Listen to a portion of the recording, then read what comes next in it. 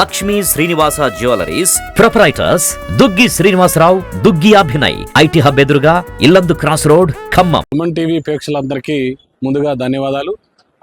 నా పేరు దొండపాటి రమేష్, తెలంగాణ రాష్ట్ర రైతు సంఘం ఖమ్మం జిల్లా అధ్యక్షులు. ఇవాళ ప్రభుత్వం రుణమాఫీకి సంబంధించినటువంటి విధి విధానాలని వెల్లడించింది.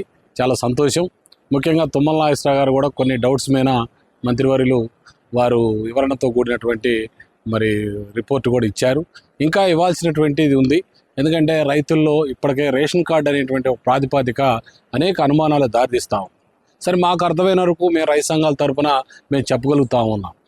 రేషన్ కార్డులో ఉన్నటువంటి పేర్లు ఎవరైతే ఉన్నారో ఒకళ్ళకే ఒక కుటుంబానికి వర్తించే విధంగా ఐడెంటిఫై చేయడానికి రేషన్ కార్డును బేస్ చేస్తున్నామని చెప్పారు. అట్లాగే రేషన్ కార్డు లేనటువంటి వాళ్ళని ఏ విధంగా ఐడెంటిఫై చేస్తారనేది దానికి ఒక క్లారిఫికేషను ఇవ్వాల్సినటువంటి అవసరం ఉంది. ముఖ్యంగా ఉద్యోగస్తులకు సంబంధించి కూడా వాళ్ళకు కూడా రావట్లేదని చెప్పారు. దాన్ని కూడా ఏ పద్ధతిలో వర్తించట్లేదు అనేటువంటిది వివరించాల్సినటువంటి అవసరం ఉంది. మూడవది, బంగారం పెట్టుకొని వ్యవసాయ రుణాలు తీసుకున్నారు. అది ఏ మేరకు దాన్ని రుణమాఫీ వర్తించదా అనేది దాని మీద కూడా స్పష్టంగా చెప్పాల్సినటువంటి అవసరం ఉంది. ఇంకా కొన్ని అనుమానాలు ఏదైతే రుణమాఫీకి సంబంధించినటువంటి రైతుల్లో ఆందోళన కలుగుతూ ఉందో దీన్ని ప్రభుత్వం ఎప్పటికప్పుడు నిరంతరాయంగా రైతులకి మాఫీ అయ్యే వరకు కొద్ది వివరణతో కూడుకున్నటువంటి విషయాల్ని స్థానిక అధికారుల ద్వారా దానికి సంబంధించినటువంటి అధికారుల ద్వారా ఎప్పటికప్పుడు తెలియజేయాల్సినటువంటి అవసరం ఉందని చెప్పేసి ప్రభుత్వాన్ని ఈ సందర్భంగా కోరుతా ఉన్నాం. ఇప్పటికే రుణమాఫీకి సంబంధించినటువంటి 2018 నుంచి తీసుకున్నటువంటి రుణాల్లో రెన్యువల్ చేయించుకున్నటువంటి వాళ్ళకే వర్తించిద్ది అనేటువంటి అభిప్రాయం కూడా చెప్పారు. రెన్యువల్ చేయించుకోవడానికి గత ప్రభుత్వం కానీ ఈ ప్రభుత్వం కానీ రాగానే మాఫీ చేద్దాం అనగానే కట్టుడు మానేశారు, రెన్యువల్ చేయించుకునేది కూడా మానేశారు. అని దానివల్ల వడ్డీలు కూడా పెరుగున్నాయి. రెన్యువల్గా కాలేదు. అది కూడా ఇంకా చాలామంది రైతులు అడుగుతూ ఉన్నారు, మేము రెన్యువల్ చేయించుకోలేదు కదండి, రెన్యువల్ చేసుకోకపోతే మాకు ఇది వర్తించదా, రెన్యువల్ చేయకపోతే వర్తించదు అనేటువంటి అభిప్రాయం ప్రభుత్వం చెప్తా ఉంది. దీని మీద మా పరిస్థితి ఏంటండి, మాకు మాఫీ వస్తా రాదా అనేది రైతుల్లో బాగా ఆందోళన కలుగుతూ ఉంది. ఈ విషయాన్ని చాలా స్పష్టంగా ఇంకా అనేక విధి విధానాలని వివరించాల్సి ఉంటుంది. రైతులకు ఏదైతే అభిప్రాయం వస్తుందో ఆ అభిప్రాయానికి మీరు వివరణ తీసుకెళ్తే బాగుంటుంది. సరే, ప్రభుత్వం రుణమాఫీకి సంబంధించినటువంటి విధి విధానాలతో చాలా పత్రిక ద్వారా కానీ మీడియా ద్వారా కానీ లేకపోతే అధికార యంత్రాంగం కానీ కొంత చెప్తున్నప్పటికి కూడా ఇంకా కూడా రైతుల్లో ఉన్నటువంటి అనుమానాల్ని మనం వాళ్ళకి క్లియర్ చేయాల్సినటువంటి అవసరం. దానికి సంబంధించి ఎవరి ద్వారా చేస్తే బాగుంటుంది, ఎట్ట చేస్తే బాగుంటుంది అనేది దాని మీద కూర్చోవాలి. ఇది పెద్ద మొత్తం మీద తీసుకున్నటువంటి కార్యాచరణ కాబట్టి పెద్ద ఎత్తున ప్రభుత్వం ఈ రుణమాఫీకి ముందుగా మాట ఇచ్చిన ప్రకారంగా, ఎన్నికల ముందు ఇచ్చిన హామీ ప్రకారంగా ఆగస్టులో దీన్ని మాఫీ చేస్తామని చెప్పిన తర్వాత చాలామంది రైతుల్లో ఆలోచన వస్తాయి, రుణమాఫీ నాకు వస్తే బాగుండదు. అందుకని ఇప్పటికే గతంలో రుణమాఫీ అనేది వ్యవసాయం చేసుకొని బ్యాంకులో అప్పు ఉన్నటువంటి రైతులందరికీ మాఫీ అని చెప్పారు. ఇప్పుడు వచ్చేటాకల్లా కుటుంబానికి ఒకళ్ళకే వర్తించదని చెప్పారు. అందుకని ఇక్కడ కొద్ది స్పష్టమైనటువంటి అభిప్రాయం గతం నుంచి ఇప్పుడు దాకా లేదు కాబట్టి ఇప్పుడు చెప్తున్నారు. కాబట్టి మళ్ళీ ఇది కూడా ఏదైనా కారణాలతో రేషన్ కార్డు పేరుతో కానీ లేకపోతే ట్యాక్స్ రూపంలో కానీ ఇంకేదన్నా ఉన్నటువంటి పద్ధతుల్లో ఇది ఏమన్నా మళ్ళా వర్తించదేమనేటువంటిది అనుమానం రైతుల్లో ఉంది. అందుకని ప్రభుత్వం ముఖ్యంగా తీసుకోవాల్సిన జాగ్రత్తలు, స్థానికంగా అధికారులు స్పష్టమైనటువంటి నివేదికలు పంపాలి. ఎందుకంటే వాళ్ళు నిర్లక్ష్యం చేస్తే అసలైన రైతు విస్మరిస్తారు. ఒకసారి నివేదిక ఇచ్చిన తర్వాత మళ్ళీ రెండోసారి ఇవ్వటం అనేది చాలా సాధ్యమైంది కాదు. గతంలో చూసాం, ఏదైతే సిటిఎల్ పేరుతో ఆ పేరుతో ఈ పేరుతో కొంతమందికి వర్తించలేదు. అందుకని మా దగ్గర లిస్టులు ఉన్నాయి, మా దగ్గర సమాచారం ఉంది, వివరాలు ఉన్నాయని చెప్తున్నారు. వివరాలని ఉంటే గతంలో కూడా ఎట్లా జరిగింది లోపాలు. అందుకని ఉంటే సంతోషం.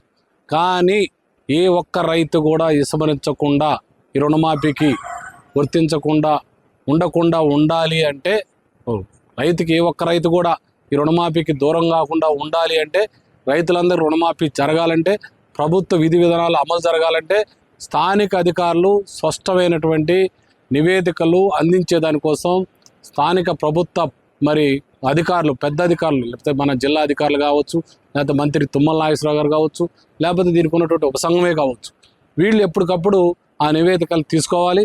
ఎక్కడ ఏ పేరు అర్హుడైనటువంటి రైతు రుణమాఫీకి వర్తించలేదో ఎమ్మటే ఆ రుణమాఫీ వర్తించేటువంటి పద్ధతిని కూడా చెప్పాల్సినటువంటి అవసరం ఉంది.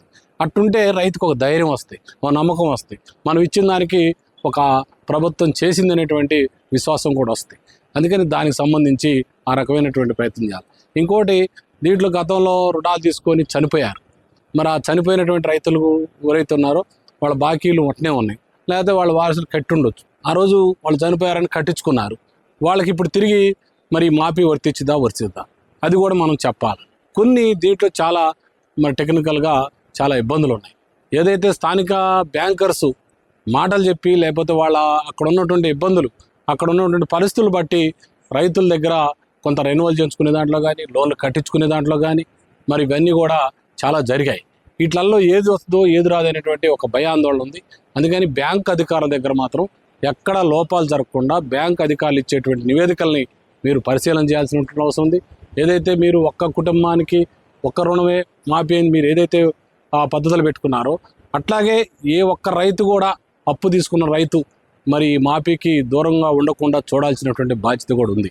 అందుకని మరి చనిపోయినటువంటి రైతులు ఎంతమంది ఉన్నారు, ముఖ్యంగా కుటుంబంలో తీసుకునేటువంటి నివేదికల్లో మరి అది ఎంత అప్పు ఉన్నా సరే, ఈ 2 లక్షల రూపాయలు ఆ కుటుంబంలో భార్యాభర్తలకున్నా, కొడుకు మరి లేకపోతే వాళ్ళ కుటుంబంలో ముగ్గురుకున్నా ఒక్కళ్ళకైనా కనీసం మాకు వచ్చిందనేటువంటి తృప్తిని మరి కలిగించాల్సినటువంటి అవసరం ఉంది. ఈ రుణమాఫీని వర్తింపజేయాల్సినటువంటి అవసరం ఉంది. దీనికోసం చాలా గందరగోళం ఉంది. చాలామంది మమ్మల్ని అడుగుతూ ఉంటే ప్రభుత్వం ఇచ్చింది నివేదిక, ప్రభుత్వం ఇచ్చినటువంటి నిబంధనలు చూస్తే దాంట్లో కూడా ఇంకా స్పష్టమైనటువంటి అభిప్రాయం కలగట్లేదు.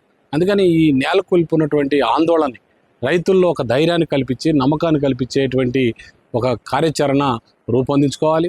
తద్వారా ఈ రుణమాఫీ అనేది పూర్తి స్థాయిలో 100% రైతాంగానికి ఇచ్చినటువంటి మాట ప్రకారం మనం ఇస్తున్నటువంటి ప్రకటించినటువంటి ఏదైతే రుణమాఫీ ఉందో అవన్నీ అమలు జరిగే దానికోసం ప్రభుత్వం ముఖ్యంగా స్థానిక అధికారుల నుంచి సమన్వయంతో దీనికి వ్యవహరించాలని చెప్పేసి, ఎవరిని ఆందోళనకు గురి కావద్దని చెప్పి ఎప్పటికప్పుడు ధైర్యం చెప్పాలని, అట్లాగే మా వైపు నుంచి కూడా మేము రైతు సంఘం తరపు చెప్తాను. ఏమో ఆందోళన చెందాల్సిన అవసరం లేదు. ఏదైనా లోపం జరిగితే ఈ ప్రభుత్వానికి మనం దగ్గరగా తీసుకెళ్లేటువంటి అవకాశాలు ఉన్నాయని చెప్పేసి మేము కూడా చెప్తా ఉన్నాం. ముఖ్యంగా తుమ్మల నాగేశ్వరరావు గారు ఖమ్మం జిల్లాలో మాకు అందుబాటులోనే ఉన్నారు. వారికి కూడా మేము వివరించుకోవడానికి, వారి ద్వారా ప్రభుత్వానికి ఎప్పటికప్పుడు ఉపసంఘానికి తెలియజేసుకోవడానికి మేము ప్రయత్నం చేస్తాం. దాంట్లో మేము కూడా మా ప్రయత్నంలో కూడా ఏమాత్రం నిర్లక్ష్యం చేయము. ఎందుకంటే రైతుల్ని ఈ టైంలో, ఖరీఫ్ టైంలో వాళ్ళ ఆందోళన గురి చేస్తే వేసే పంటలు ఏమి వేయాలనో, వాళ్ళ పని ఎలా చేసుకోవాలనో ఆందోళనతో మరి మనాది పడే పరిస్థితి ఉంది. అందుకని ఇప్పటికే మరి రుణాలు మాఫీ అయిన తర్వాత కొత్త రుణాలు ఇస్తారా అనేది కూడా ఇంకో డౌట్ ఉంది. అందుకని దానికి కూడా ఖరీఫ్ రుణాలు ఇవ్వాల్సినటువంటి అవసరం ఉంది. మరి రుణమాఫీ కాగానే వెంటనే ఖరీఫ్ కొత్త రుణాలు ఇచ్చేటువంటి కార్యాచరణ కూడా ఈ ప్రభుత్వం తీసుకోవాలి. ఈ రకమైనటువంటి ఆలోచనతో ఈ ప్రభుత్వం ముందుకు నడుతున్నటువంటి నమ్మకాన్ని మేము తెలియజేసుకుంటూ, ఆ నమ్మకం ఉందని చెప్పేసి మేము తెలియపరుచుకుంటూ, మరి ముఖ్యంగా రైతాంగం ఆందోళన చెందొద్దు. ఎప్పటికప్పుడు ఏ విషయాన్నైనా సరే మనకున్నటువంటి సమాచారాన్ని, మనకున్నటువంటి ఇబ్బందుల్ని ప్రభుత్వ అధికారులకి తెలియజేసుకోవడానికి ప్రయత్నం చేయమని చెప్పేసి ప్రభుత్వం దీని మీద ప్రత్యేకమైన శ్రద్ధ పెట్టి ఎప్పటికప్పుడు వివరణతో కూడుకున్నటువంటి వివరాలన్నీ ఎప్పటికప్పుడు ఇవ్వాలని చెప్పేసి తెలియజేస్తూ ఈ సందర్భంగా విజ్ఞప్తి చేస్తామని.